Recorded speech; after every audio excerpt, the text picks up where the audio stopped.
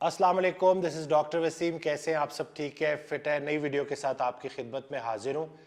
کافی عرصے سے میں یہ ویڈیو بنانا چاہ رہا تھا کیونکہ میں ڈائٹ بھی پلان بھی بنا کے دیتا ہوں، کنسلٹیشنز دیکھتا ہوں، تو میں نے دیکھا ہے کہ بہت کامن ہوتی جا رہی ہیں کچھ چیزیں. تو میرا دل تھا کہ میں ان کے اوپر لوگوں کو ایک ویڈیو کی شکل میں میسج دوں کہ یہ جو سٹریس ہے، یہ جو اتنا بڑھتا ہوا پریشانیاں ہیں، لوگوں نے اپنے اوپر غیر ضروری سوچوں کو مسلط کیا ہوا ہے جس کی وجہ سے ان کی صحتیں خراب ہو رہی ہیں. کیا نفسیاتی صحت، کیا جسمانی صحت، بہت لوگ پریشان ہیں. تو حضرت واصف علی واصف رحمۃ اللہ علیہ کا ایک جملہ کہ پریشانی حالات کی وجہ سے نہیں، خیالات کی وجہ سے ہوتی ہے. کیونکہ میں یہ دیکھ رہا ہوں کہ ڈپریشن، انگزائٹی جو امیروں میں ہے وہ بھی بڑھ رہی ہے اور جو مڈل کلاس ہے ان میں بھی بڑھ رہی ہے. تو یعنی کہ پیسے کا ڈفرنس نہیں ہے، لوگوں نے بہت زیادہ اپنی لائف کو آرٹیفیشل کر دیا ہے. اور خاص طور پہ جو گھرانے ہیں ہمارے، وہ حضرت کا ایک بڑا پیارا جملہ ہے کہ جس نے اپنے گھر کو جنت بنا دیا اس کو اللہ کی بات سمجھ آ گئی. تو اگر آپ کے گھر میں ہی سکون نہیں ہے، کیونکہ عذاب کی ایک شکل یہ بھی ہے کہ ہمارے گھروں سے سکون اٹھ چکا ہے، تو اگر آپ کے گھر میں ہی سکون نہیں ہے تو آپ باہر جا کے کیا تیر ماریں گے.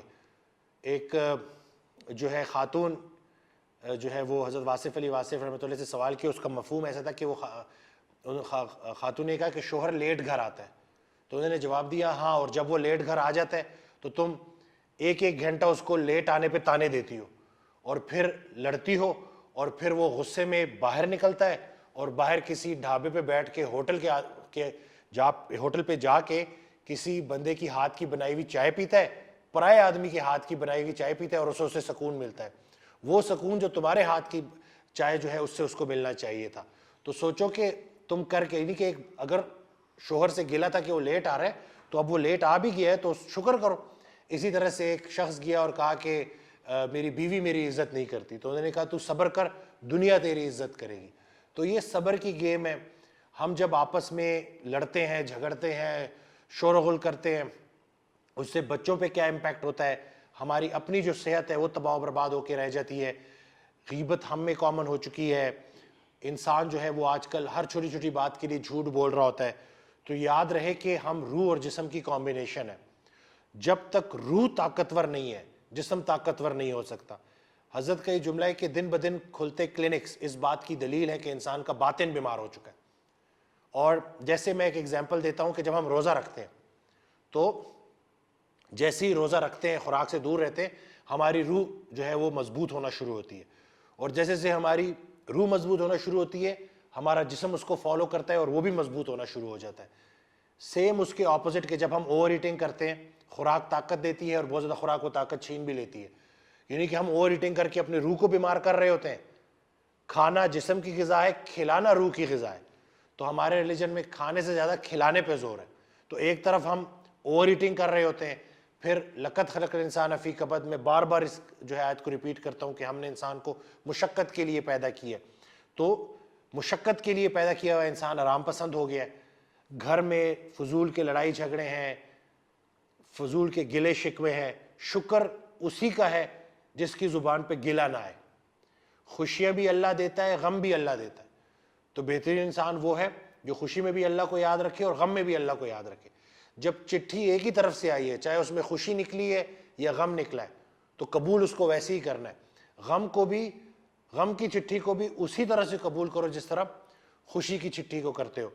تو جیسے جیسے ہم اپنے گھر پہ نظر ڈالیں گے، ہم چیزوں کو لیٹ گو کریں گے، ہم معاف کرنا شروع کریں گے، ہم جھوٹ بولنا بند کریں گے، ہم صدقہ کرنا شروع کریں گے. جیسے بلا، کتنی بلا و بلائیں ہوتی ہیں نا، اور ایک صدقہ بلا کو ٹال دیتا ہے. تو اگر آپ ڈیلی بیسس پہ جو بھی مال اللہ نے آپ کو دیا ہے اس میں سے آپ کچھ تھوڑا بہت حصہ جو ہے وہ لوگوں کے لیے رکھ رہے ہیں، تو ڈیلی آپ کی کتنی بلائیں ٹلتی رہیں گی.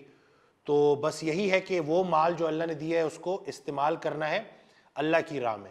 اور حضرت واصف علی واصف رحمۃ اللہ علیہ دعا جو ہے وہ ان کی تھی کہ جس میں وہ کہتے تھے کہ یا اللہ، وہ یہ کہتے تھے کہ یہ دعا ضرور مانگا کرو کہ یا اللہ تیری دی ہوئی نعمتیں ہم تیری راہ میں اس طرح استعمال نہیں کر سکے، تو ایک موقع دے، اس بار ہم تیری دی ہوئی نعمتیں تیری راہ میں استعمال کریں گے، تو سکون ملنا شروع ہو جائے گا۔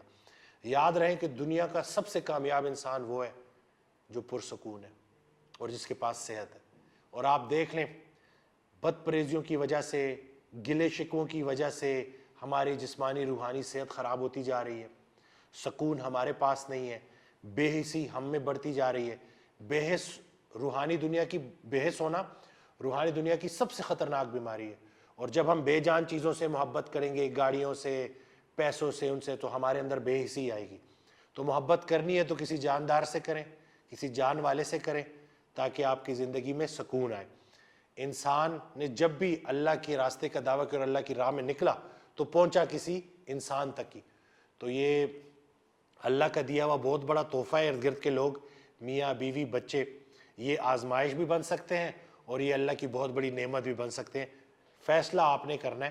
اور ایک میسج کہ لیٹ گو کریں، دل میں اتنی نفرتیں آپ نے رکھی ہوئی ہیں۔ فرض کریں کہ اللہ اگر آپ سے پوچھے کہ بتاؤ کس کس کو جہنم میں بھیجوں، تو اگر تو آپ نے بندے سلیکٹ کیے ہوئے ہیں نا، تو اس کا مطلب ہے کہ غلط راستے پہ ہیں۔ معاف کریں جی۔ رحمت کہتے ہی اس چیز کو ہے جو ہمیں ہماری بدعمالیوں کے نتیجے سے بچائے۔ تو جب ہم اللہ سے اب رحمت مانگتے ہیں، رحم کے طلبگار ہیں، تو ہمیں مخلوق پہ بھی رحم کرنا ہے۔ معاف کریں، کیونکہ معافی مانگنے والا معافی دے کے جائے گا۔ ویڈیو کو شیئر کرنا نہ بھولیے گا، دعاؤں میں یاد رکھیے گا، اور چینل کو سبسکرائب کرنا نہ بھولیے گا، کیونکہ ہم آپ کا خیال رکھتے ہیں، آپ ہمارا خیال رکھیں۔ Thank you.